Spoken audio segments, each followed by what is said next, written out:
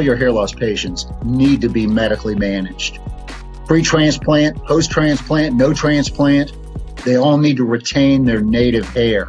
LaserCap delivers the highest energies per treatment session. And we do that by overdriving the laser. High peak power means more photons to the follicle with each pulse. Number one, number two, longer treatment times. And that combination delivers much higher energies per treatment. The second reason is your patients can only get LaserCap through you. They can only get LaserCap through the doctor. Very important when you are promoting your services that they're not available elsewhere. Otherwise, if patients can buy the same technology over the counter typically for a cheaper price, it can devalue your services.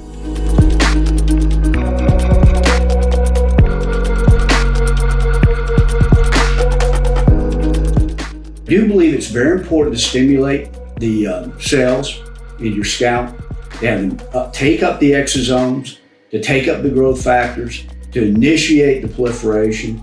And how can we do it? I'm a much bigger proponent of the LaserCap, which has a much higher energy. It basically turns on the cell. So these are high quality, low level laser therapy.